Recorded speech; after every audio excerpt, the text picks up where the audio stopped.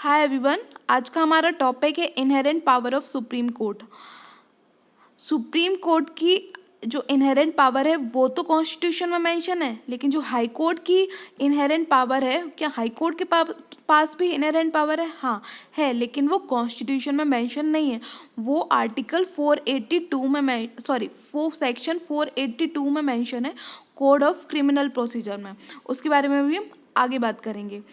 इसमें क्या लिखा है आर्टिकल 142 में कि जब कंप्लीट जस्टिस करना हो, necessary for doing complete justice, supreme court कोई भी ऑर्डर पास कर सकते हैं और वो थ्रू आउट द कंट्री मान्य होगा।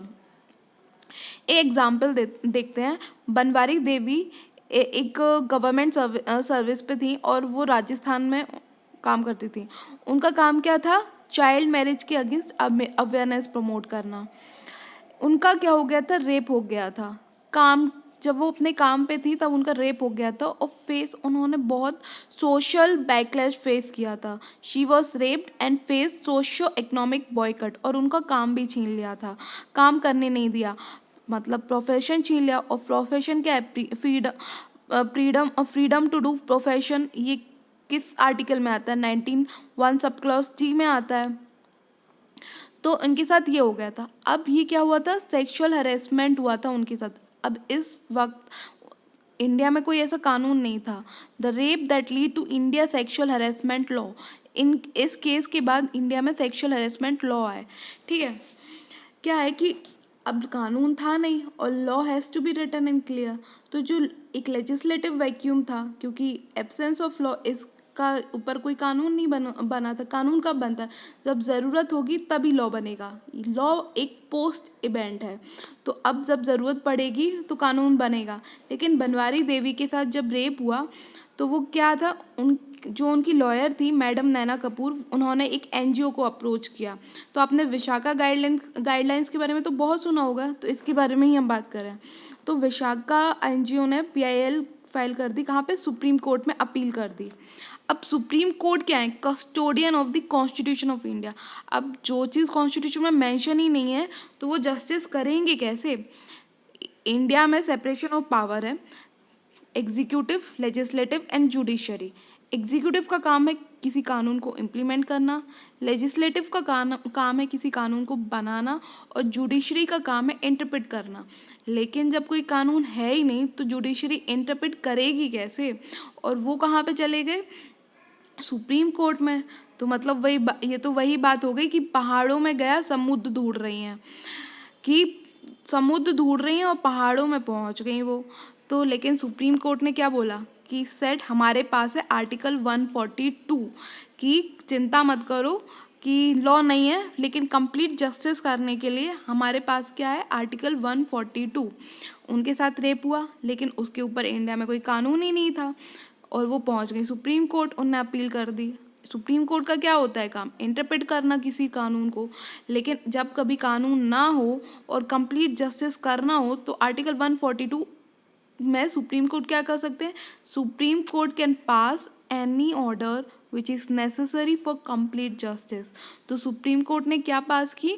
विशाखा गाइडलाइंस। कब? 1997 में।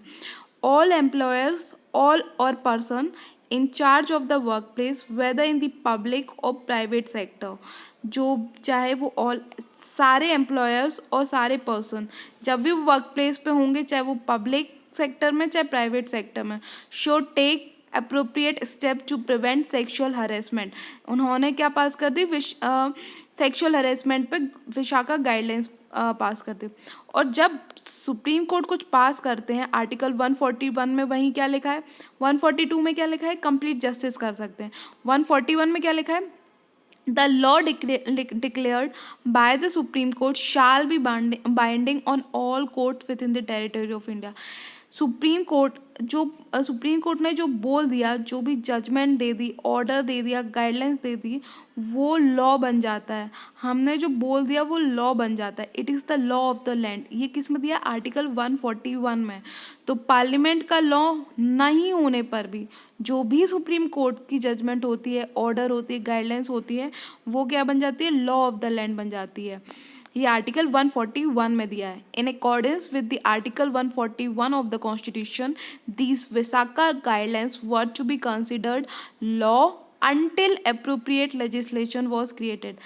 कब तक ये लॉ की तरह काम करेंगी विशाखा गाइडलाइंस? तब तक जब तक पार्लियामेंट उस पर कानून नहीं बना देता। और पार्लियामेंट ने कानून बनाया है सेक्सुअल हरेसमेंट पर, बट कब? 16 साल बाद।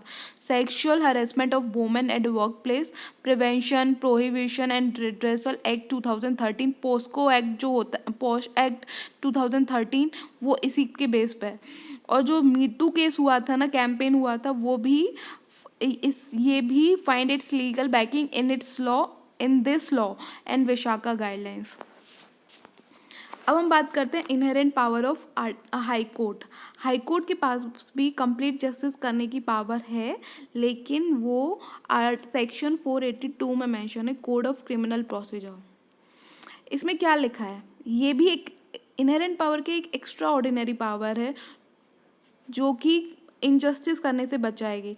Not mention in constitution. High court की मेंशन नहीं है कॉन्स्टिट्यूशन में। अब क्या ये एब्सोल्यूट पावर है कि कुछ भी कर सकते हैं? नहीं, ये एब्सोल्यूट पावर नहीं है। To be used with caution, कि मतलब बहुत ज़रूरी होगी तभी यूज़ करना है, अब एब्सोल्यूट नहीं है ये। कॉन्स्टिट्यूशन में किसकी मेंशन है? सुप्रीम कोर्ट की, कि extraordinary power of supreme court to provide complete necessary justice. देखिए, जो रिट जुरिस्डिक्शन होती है सुप्रीम कोर्ट की, अगर आपका फंडामेंटल राइट वायलेट हुआ है तो आप आर्टिकल 32 के तहत आप सुप्रीम कोर्ट को अप्रोच कर सकते हैं। वहीं आपकी जब फंडामेंटल राइट्स और लीगल राइट्स दोनों में से कोई भी अगर उल्लंघन होता है, कोई भी आपका छीनता है, तो आप हाई कोर्ट को अप्रोच कर सकते हैं। तो जो रिट्स जुरिस्डिक्शन है, क्या ये मतलब एब्सोल्यूट है कि आपको ये सुप्रीम कोर्ट के पास ही जाना है? नहीं, या आप हाई कोर्ट के पास जाएंगे टू डू। अगर आपका फंडामेंटल राइट वायलेट हुआ है तो आप ये नहीं कर सकते कि मुझे कंप्लीट नेसेसरी जस्टिस चाहिए तो मैं सिर्फ सुप्रीम कोर्ट में ही जाऊंगा, आप हाई कोर्ट के पास जाएंगे। ये एक रिट, तो ये क्या एक रीजनेबल रिस्ट्रिक्शन लग सकता है। रिट जुरिस्डिक्शन जो है उस पर रीजनेबल रिस्ट्रिक्शंस क्या है? हाई कोर्ट की इनहेरेंट पावर, उस पर रीजनेबल रिस्ट्रिक्शन है। That's all for today. अगर आपको मेरा सेशन अच्छा लगा है तो प्लीज़ मेरे लेक्चर को लाइक करें और मेरे इस चैनल को सब्सक्राइब करें। Thank you.